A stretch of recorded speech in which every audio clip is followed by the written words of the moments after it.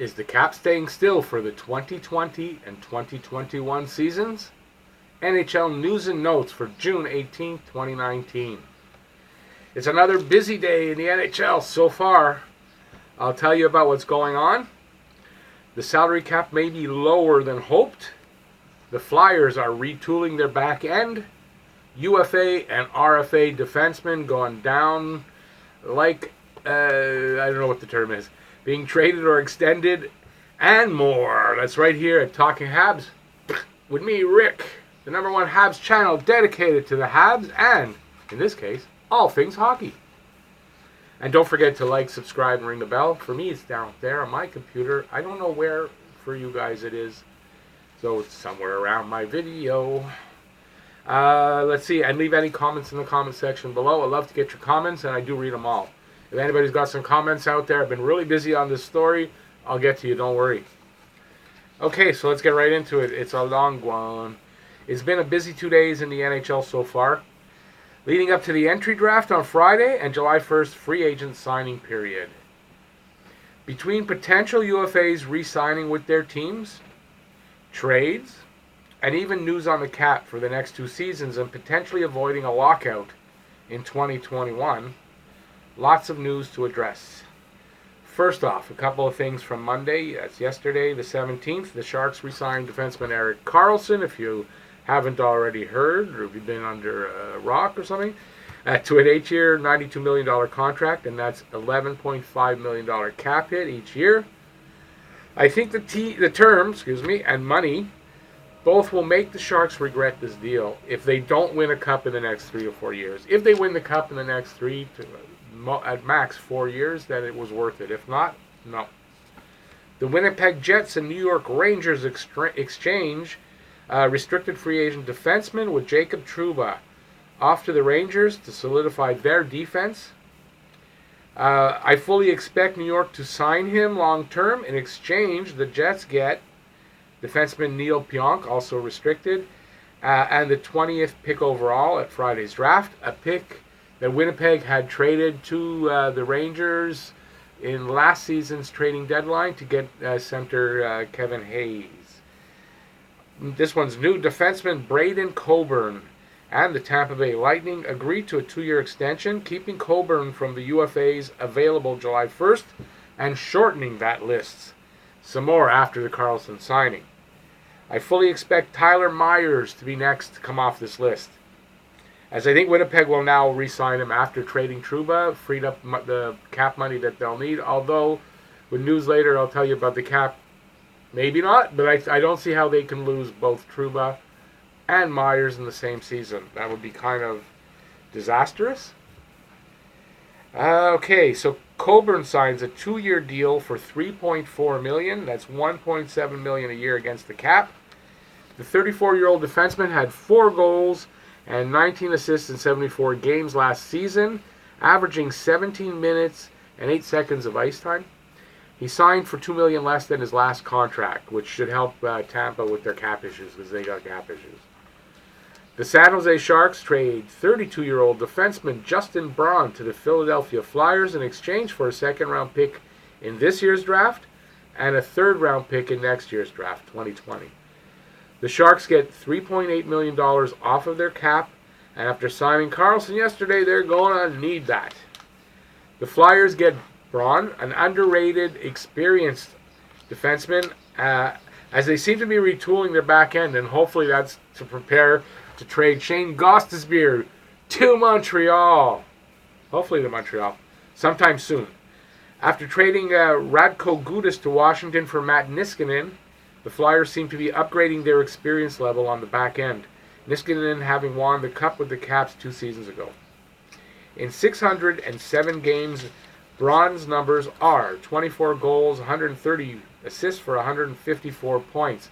And last season he contributed 2 goals, 14 assists for 16 points in 78 games, and averaging 20 minutes and 18 seconds of ice time. He also has 1 year left at $3.8 million, and Philadelphia now has 8 defensemen on the roster. Clearly, there's a trade still to come as rumored. I mean, you'd think so, right? They're not carrying 8. Someone's got to go from there, and I seriously do think they're going to trade Ghost, And I just really hope it's to Montreal. Now here's the big one. Is the NHL salary cap going to be controlled for the next 2 seasons in order to maintain labor peace and avoid a lockout in 2021? Elliot Friedman, who's a very trustworthy reporter, is not exactly reporting this, but more putting the theory out there. But I mean, it's got to be a very educated theory, because he's good. I trust when Elliot Friedman is telling you something, he's not telling it to you to get clickbait or blah, blah, blah. He's telling it to you because that's the information he has, and it's usually accurate. Okay, he makes tons of sense. And if it avoids a lockout next summer, then I'm all for it. If this is accurate, it will keep labor peace, avoid the lockout, and help get a new huge TV deal in the U.S. that expires in the next 2 years, or in 2 seasons. If all that happens, it will mean good things for the players, for the teams, the owners, and ultimately the game we all love so much. What Friedman is saying is this: with players' attitudes changing and the days of the hometown discount pretty much over, the younger generation is indicating to management that they aren't happy waiting around taking smaller bridge contracts when their ELCs are up and want bigger money earlier than ever. Now, both the league and the union can reopen the current CBA in September. That wouldn't be good, because they're hoping to avoid doing that. The players want the escrow clause of this deal to be eased or even brought down to 0 from last season's 11.6%.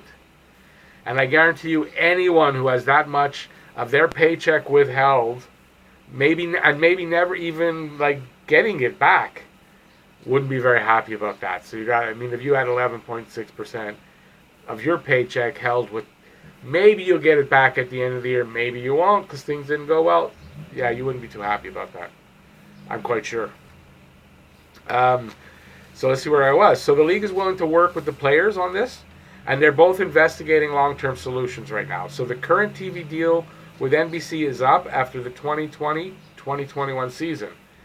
Apparently, the NHL is working on a new deal with NBC, keeping the majority of the coverage, and another network, Friedman was saying ESPN and maybe Fox, another network having the rest of the coverage. Here's what Friedman thinks the NHL and NHLPA are looking at as a possible solution.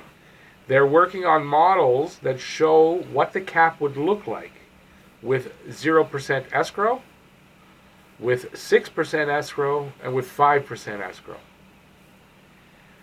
There's also a nuclear option that would keep the current cap at $79.5 million for the next 2 seasons as well. That would be pretty disastrous for some teams, like Winnipeg, like Tampa, like now San Jose. Yeah. But he thinks what the likely option will be is that is for both sides to agree to what the cap will be for each of the next 2 seasons, and he figures it'll be either a $2 million to a $2.5 million increase this season and next season. So it would mean that the current, and that's from the current 79.5, right? So this season, 2019-20, it would be $81.5 million to $82 million, and 2020-2021 should be $83.5 million to $84.5 million. And that's something that we should find out either just before the draft or at least before the free agent signing, because you got to know what you can spend if you're going to sign free agents. And really, if you got to know what you can spend if you're going to make deals at the draft. So I would hope it's going to come by Friday morning. Let's see. If everything then works out with this, with the TV deal, the cap would rise consistently for 2021-22 and beyond.